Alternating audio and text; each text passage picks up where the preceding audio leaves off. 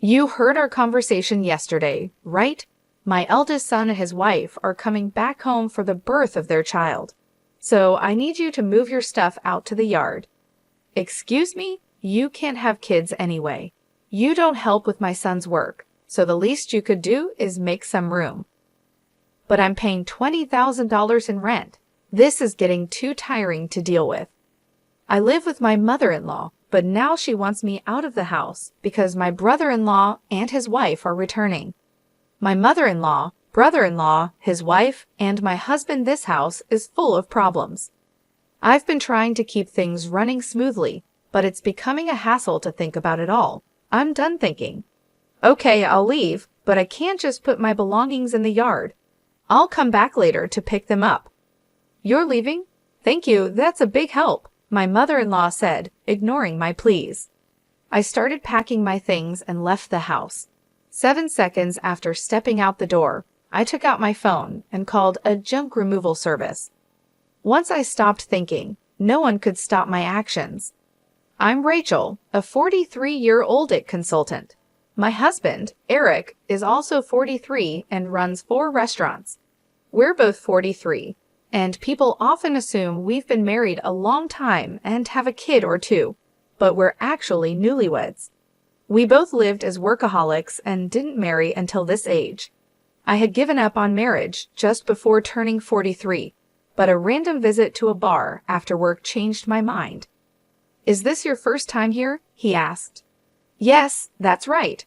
I have been curious about it for a while, but it was hard for me to go in alone because the place is so stylish. But I worked hard today, so I decided to go in as a reward to myself. I was relieved to find a counter where it was easy for a loner to spend time. We have many women who come alone, so feel free to visit anytime. My husband Eric chatted with me with a smile.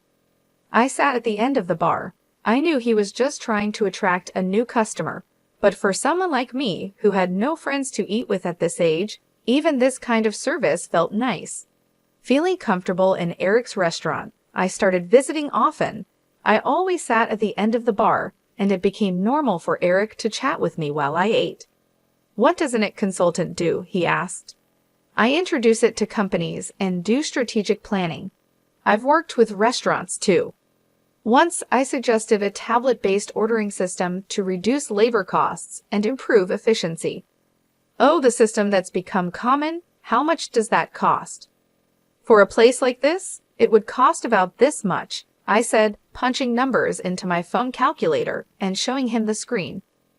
No way, that's too much for a small business like mine. Eric shook his head and hands vigorously. Eric was curious and always eager to learn from our conversations. He looked for ways to apply new knowledge to his work. Even though it seemed like just a pleasant conversation, I was slowly drawn to his dedication. Likewise, Eric grew fond of me, seeing that I was hardworking. I'm always busy with work and can't talk much. How about we go out for dinner sometime? Excited about the chance to dine with a restaurateur, I eagerly agreed. I was thrilled to be asked out, but saying something so girlish at nearly 43 would be embarrassing, so let's just leave it at that. My husband didn't just ask me out that one day. He continued to invite me out for meals occasionally. It's natural for adult men and women who frequently dine together to develop a romantic relationship. We started dating, and 3 years later, as we both turned 43, we decided to get married. Feeling shy about being a bride at 43, I asked my husband to skip the wedding ceremony. We just took some photos of us dressed up. After we got married, I moved from my apartment to my husband's house.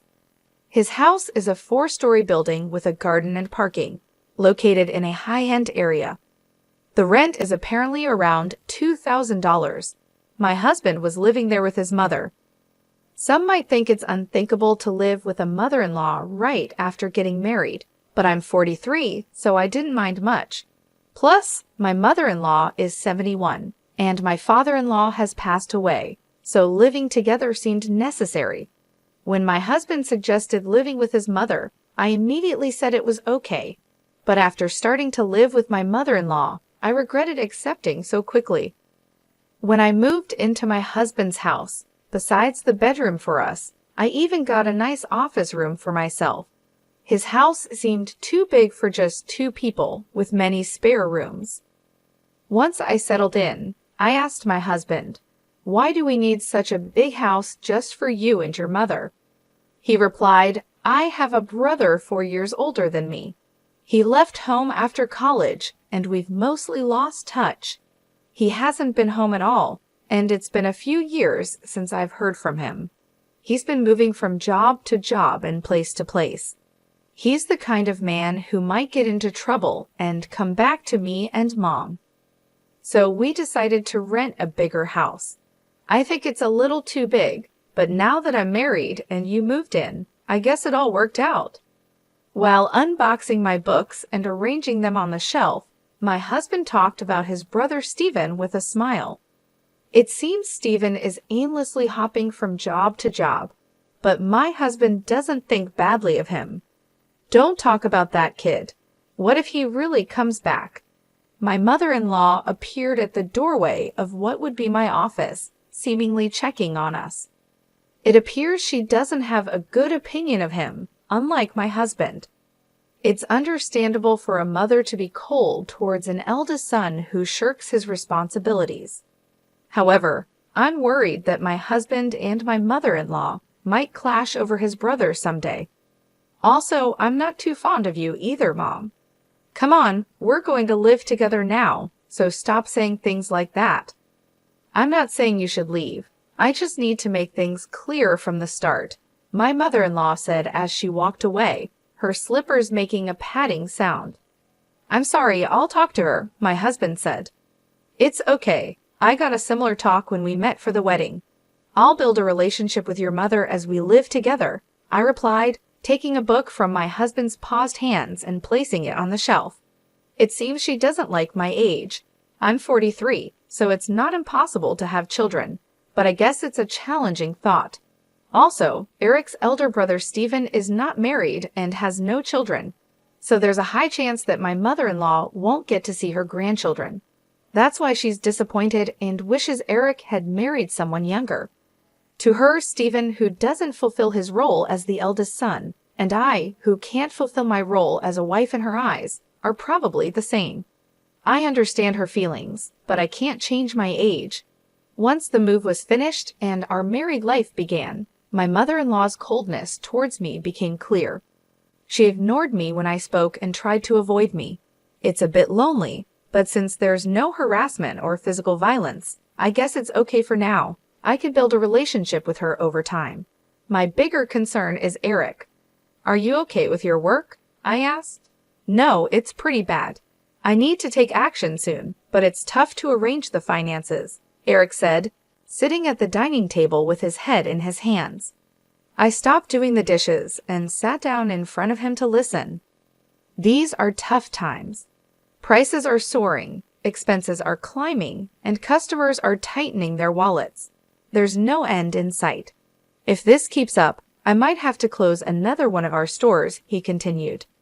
About a year into our marriage, the situation at Eric's restaurants worsened.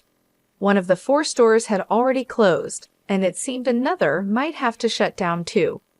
Seeing Eric's troubled face made me feel distressed, but my mother-in-law seemed unaffected by these troubles. "You're Eric's wife, but you don't help out at the store. You just do your own job. Can you really say you're fulfilling your role as a wife?" My mother-in-law overheard our conversation and hurled insults at me from her seat on the sofa. I wondered what she was thinking, but she has her own perspective. Eric has been running his own restaurant for nearly 12 years, overcoming various challenges. I believe he'll pull through this time too. You, his wife, shouldn't be making that face. Are you trying to feed into his anxiety and make him fail? "What a terrible wife," she shouted again from the living room to the dining room. Her words were filled with spite and venom. I knew she wasn't just trying to fire me up, but she wasn't entirely wrong. I took her words positively and decided to support Eric to the fullest, smiling reassuringly at my anxious husband. A year later, just as she said, Eric managed to turn the situation around and avoided closing the second store. See, I told you. A stupid wife who can't even trust her husband. Don't drag Eric down, she said. As a side effect, my mother-in-law, who had previously ignored me, started lashing out at me without reservation. The relationship with her might seem to have worsened, but since Eric's business is doing well, I'll consider it a break-even situation. I thought things were balancing out, but it turned out worse for me. Eric, having stabilized the business and with a bit more money, seemed to get carried away, and I heard rumors about his affair. What is he thinking? If there's extra money, there are surely better ways to spend it. Also, it's strange how bad situations tend to pile up. Having seen Eric's business revenue drop, I know this all too well, but I never thought it would happen to me. Eric, Stephen called. His girlfriend is pregnant. That's great news.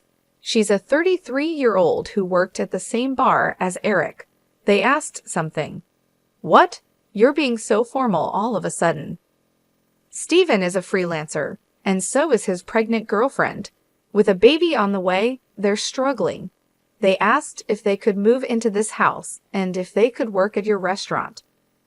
I was thinking about how to confront Eric about the affair when my mother-in-law came into the living room and started talking to him.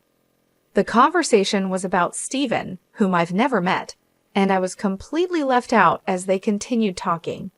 It was a strange scene. She used to dislike Stephen for not fulfilling his role as the eldest son, yet now she was asking Eric to welcome him. The reason was simple, the grandchild. She had given up hope of seeing a grandchild, but now saw an opportunity and completely changed her stance. She was even planning to offer them a home and jobs. Eric, who never thought badly of Stephen, had rented this big house for such a time, but the situation has changed, and now I'm here. Isn't it odd to have Stephen and his family move in? I looked at Eric in the living room from the dining area. He was looking back at me with a clearly troubled expression. Come on, it's a good thing. Stephen is in trouble, and you, Eric, have the means to help him. Ah, okay, I got it. Eric sighed, unable to say no to his mother. I had hoped he would stand up to her, but it seems it was just wishful thinking. He kept glancing at me, probably worried about my reaction. The worsening relationship with my mother-in-law, Eric's affair, now living with Stephen and his family, the problems just keep piling up. Overwhelmed and not knowing where to start, I decided to abandon thinking for today and just go to sleep. The next day was a holiday, and probably due to extreme mental fatigue. I slept in until late morning. Eric was at work, so it was just my mother-in-law and me at home. Dreading what she might say about my sleeping in, I reluctantly headed to the living room. You sure slept in. Must be nice to have such leisure, she said. Bracing myself for her usual nagging about not fulfilling my duties as a wife, I tensed up, ready for her words. However, what she said was much worse than I expected. You heard Eric and me talking yesterday, right? Stephen and his wife are coming back for a maternity leave visit, so move your stuff out to the yard. Excuse me, was I still groggy from sleep? Did she really mean I should live in the yard, or was she telling me to leave the house? You can't have kids anyway, and you don't help with Eric's work, so you should at least make room for Stephen and his family. We have 2 spare rooms left, so if you leave and your office is free, we can have a bedroom and a nursery for Stephen's family and a storage room for their stuff. Don't you think the room count and usage are just perfect? It seemed she was indeed telling me to leave. A storage room for Stephen's family. I'm being kicked out to make room for something that doesn't even seem necessary. Originally, I was allowed to use the office because there were spare rooms. I don't mind losing the office. A bedroom for Eric and me is enough. Stephen's family can live here without me leaving. Realizing that my mother-in-law now sees no reason for me to be in this house as a wife, since she can see her grandchild, I thought about the $20,000 I was paying in rent. I'm too tired to deal with all this. I decided to clear my mind and rest. Silent with my mother-in-law, the only sound in the living room was the ticking of the clock. Okay, time to leave. After resting my mind, I decided it was too much trouble to worry about what happens to Eric, my mother-in-law, Stephen's family, and their future. I chose to leave the house. Understood. I'll leave. I can't put all my belongings in the yard, so I'll come back later to pick them up. You're leaving? Thank you, that helps, my mother-in-law said, pleased. Ignoring her, I started packing my things and left the house. 7 seconds after stepping out the door, I took out my phone and called a junk removal service. My decision made after stopping my overthinking couldn't be stopped by anyone. Let them all regret this choice later. I left the house. I decided to stay at a hotel for a while. I had called the junk removal service, but they needed some time to prepare. This worked out since I wanted some time too. 3 weeks after leaving, I rented an apartment and started living alone. I haven't heard from Eric since then. He probably thinks I'll come back eventually. The thought of Eric taking the current situation lightly infuriates me. However, today is the day after his restaurant's day off. I expect a call from Eric when he visits the restaurant for lunch prep. Hey, what's going on here? The restaurant is completely empty, just as I thought, Eric called.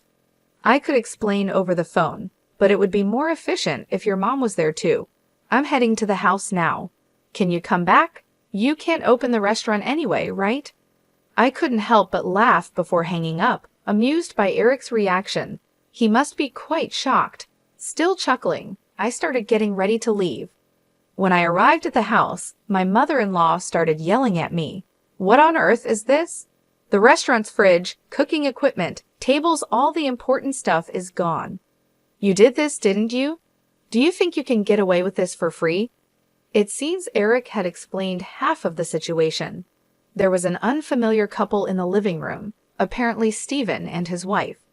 They looked confused and anxious, not fully grasping the situation and my mother-in-law's extreme anger. Why would you do such a thing? The restaurant can't operate now, my mother-in-law screamed. It's my restaurant, so there shouldn't be a problem with me starting the closing process or having the items I bought disposed of by a junk removal service, right? I replied. Huh? Your restaurant? What are you talking about? My mother-in-law asked. Why don't you explain, Eric? You haven't told your mom, have you? You remember that I still have the main restaurant and the second branch, and the second one was in a financial crisis, right? Yes, of course. You worked hard to turn it around, changing the tables, chairs, signboard, the restaurant's atmosphere, bringing in new cooking equipment, expanding the menu, and replacing the fridge and freezer to accommodate the new menu, right? Well, about that, Rachel actually paid for those expenses. What? What do you mean? Hearing Eric's words, my mother-in-law looked perplexed. She seemed to be trying hard to understand, but probably lacked the full information to grasp everything. Eric continued looking uncomfortable, like he was holding back from saying more, but it was clear this was going nowhere. I decided to explain everything. Before turning 43, I was single and working in IT consulting. We didn't have a wedding ceremony, nor did we buy a new house after getting married, so I had saved up quite a bit of money. I lent Eric $400,000 to help turn around his struggling second restaurant branch. $400,000, but you can't just hand over such a large amount of money to your spouse, right? That's why I decided to buy the rights to the second branch and become its owner. I left most of the management to Eric, so there wasn't much for me to do as the owner. The only change was that Eric shifted his focus from the main branch to the second one for its recovery. When Eric's restaurant was in crisis, I showed my concern alongside him. It was when my mother-in-law yelled at me for not showing enough trust in my husband that I decided to support Eric to the fullest. My form of support was giving him the money I had saved during my single years. Eric, is this true? She asked. Yeah, it's true.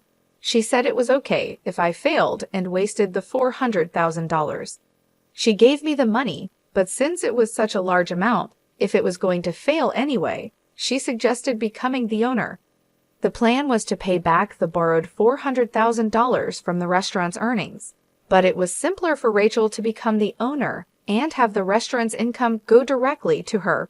It also meant that she could decide whether to close the restaurant or not.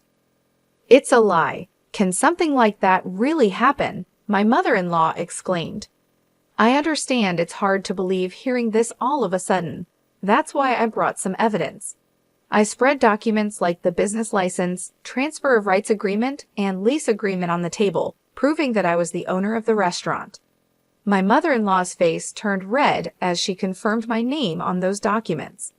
Why didn't you say anything about this? You always talked about how you believed in Eric and how the restaurant was recovering, right? Even before we got married, you always encouraged Eric like that. He felt pressured by your words, but tried to live up to your expectations, not wanting to disappoint you as the head of the household.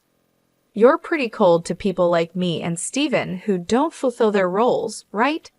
That's why Eric couldn't tell you he borrowed a large sum of money from me. He could have just told me, she protested.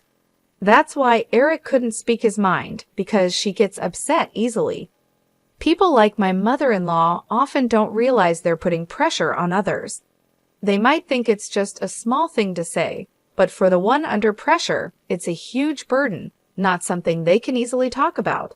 And even if they did speak up, she would likely be disappointed and start complaining. It was essential not to let Eric's spirit break under her constant jabs, especially when the restaurant was finally turning around. That's why I kept quiet too. But I really wished she had refused when Steven and his family were coming back. Probably Eric thought it was work-related and agreed without thinking much. Mom, Rachel, I'm sorry. This situation is my fault for not being decisive enough. If I had managed the restaurant well from the start, Rachel wouldn't have had to lend her money. And if I wasn't so weak, I could have told you the truth. If Rachel decides to close the restaurant, then that's it. But what about the part-time workers? My mother-in-law asked. Don't worry. In the past 3 weeks, I've already informed everyone about closing the restaurant, and they all understood.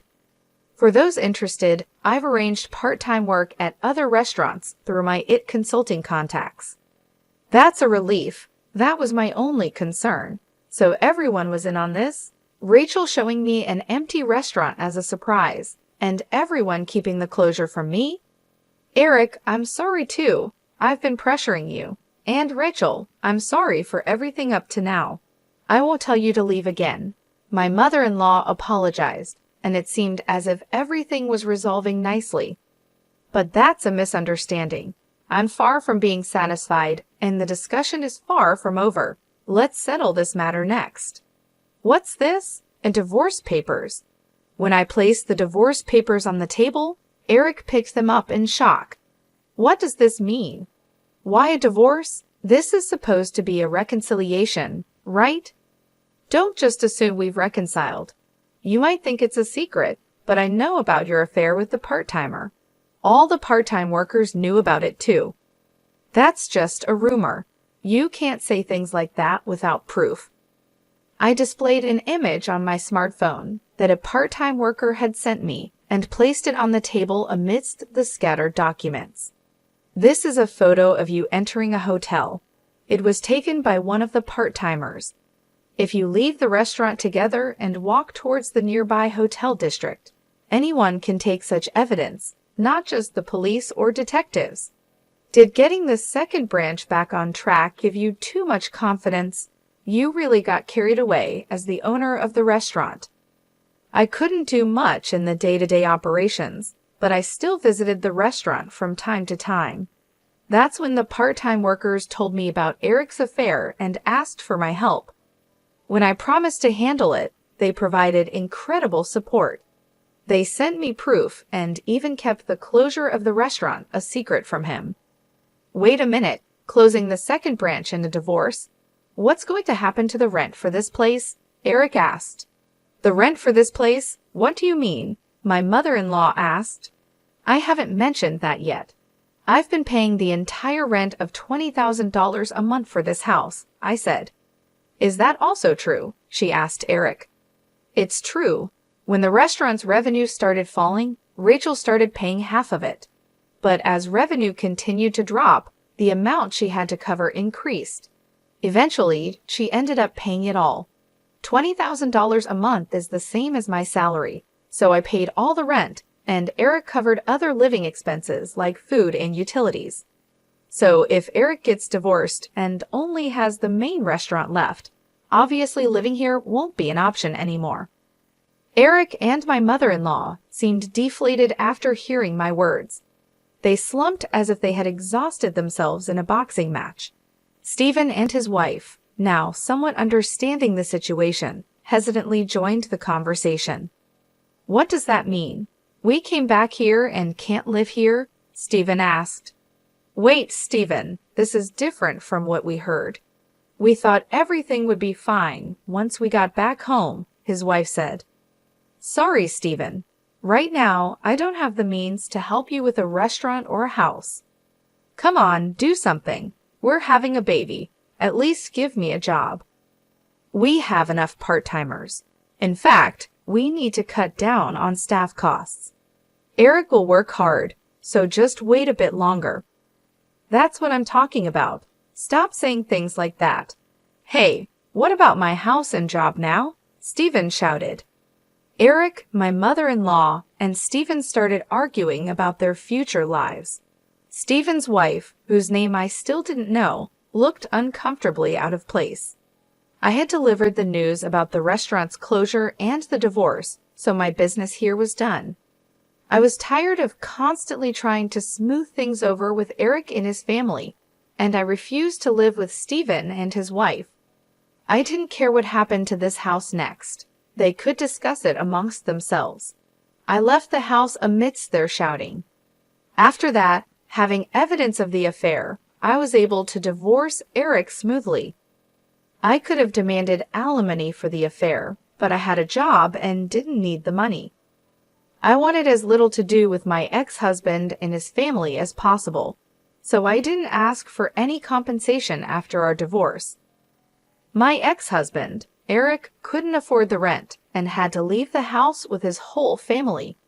Financially and emotionally strained, Eric, who had been taking care of his mother, argued that it was actually Stephen's responsibility as the eldest son. But Stephen, who came back without any money, couldn't take care of her. This led to an ugly fight between the brothers about who should take care of their mother. In the end, with no income, Eric had to take her in, but this fight ruined the relationship between the brothers. As a result, Stephen and his wife disappeared again, cutting off all contact. Witnessing the brothers' dispute over her, the mother-child relationship also deteriorated. Now, Eric and his mother are living together reluctantly in a smaller apartment. It's not as spacious as the previous house, and they have to see each other all the time, but they hardly talk, creating an awkward atmosphere in the house. My actions, prompted by thinking ahead, resulted in the breakdown of a family relationship. After the divorce, I first dealt with closing down the restaurant. It was a bit of a hassle, but as the owner, it was my responsibility. However, the fridge, cooking equipment, tables, and chairs I had removed were fairly new, so I managed to sell them at a good price.